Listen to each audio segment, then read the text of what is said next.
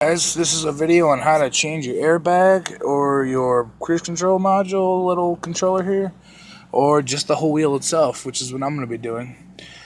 Disclaimer, I'm not liable if you fuck anything up, kill yourself, this explodes in your face.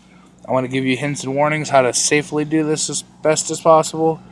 And yeah, so first of all, if you're about to do this, go to your car, remove the negative battery cable, because you need to drain your entire electric system before you work on anything, because you have to remove the airbag to get access to the wheel or the control module.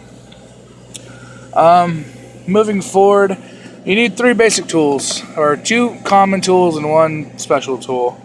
A Phillips head screwdriver. You don't need magnetic tip, but it never hurts to have that. You're gonna need a Torque 30 star head wrench, preferably in this wrench form, because you gotta get inside some small little holes to take some covers off, and it's a little difficult to get in there with a little bit to put on something.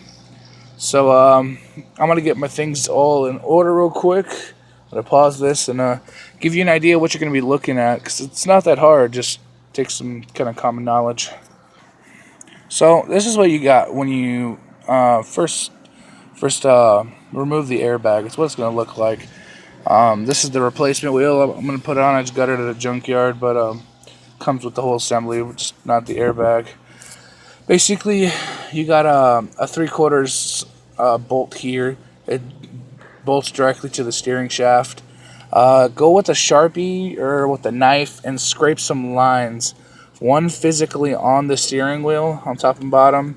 One on the bolt, and then where you can see the steering shaft where the nut connects, on all three, because you want to get this back to as tight as possible. I'm going to tell you now, you're going to need a lot of force to break that bolt. Mine was a pain in the ass. So, you're going to bust out your Torque 30. You're going to find the holes here. There's little covers on them. And basically, you're going to stick it in. Alright. And lock in. Notice when it's fully in there, if you notice, this is at an angle. It's not flat and flush. So you're not going to be fishing like this. You're going to kind of be fishing like that. And it's pretty easy. Once you break them, which is a little hard, they don't come out because this plastic piece prevents that. They just go in enough to allow the airbag to come out. Same thing on both sides. This is the only wires you really got in here. There's going to be a yellow wire that's for the airbag. It's spring loaded. You just got to pinch it this way and it comes off super easy. Then you take the ground off last. Make sure you take the ground off last. Repeat that. Before I guess starting this all in general, after your car's been sitting for at least 15 to 30 minutes, you're going to want to go hit your brake pedal and hold it. You want to drain all the energy from the system as much as possible. Try moving this, I don't know, enough times. People just tell me the brake pedal, and that really gets it. So after you do that, you're going to find the screws, remove them, and there's one on each side. See, there's the cover. That's what it looks like. I use my nails. You can use a flathead, whatever. Take that off and then fish it out. I'm going to go ahead and do that first, and then you'll basically see what you just saw a moment ago. Yeah. Alright guys, with me having two hands, this is the best view I can really get you. So after I just unloosened the bolts, your airbag should just basically slide out. And then this is what you have left. Hopefully you can get a good visual. Here's a spring-loaded clip. You want to be as careful as possible. Just slides out like cake.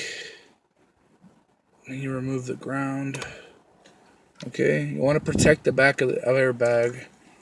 And you pull that out. Put it somewhere not in the sun, just kind of chilling somewhere, right? And then here's what you're left with. Here's the bolt. You can see where I've marked it previously. I mean, Honestly, you're probably not going to get all the way where you want it to, just as much as you can. So you can see where the screws are. It just comes not flush enough to where you're good. Remember the way these wires look. This should be over, clips in. This wire goes under through this threading, and this goes through here. Now, when you just have this, and you're trying to change this module, this is connected to the back piece of the plastic. So I don't know if you can tell the difference, or if you can even notice the difference. But these are actually two different colors steering wheels, because there's no tan in my area, only the gray. But basically you remove that Phillips screw, and this Phillips screw, and basically the entire back comes off. Let me show you. Alright, so now you can see I've removed the screws. This is kind of hard to do with one hand, but it literally just kind of comes undone. And something just fell out the back. Remember that wire goes in there.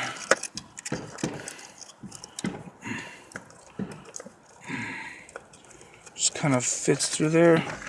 And then you got the bare wheel alone. And if you need to change that out, just remove the screw.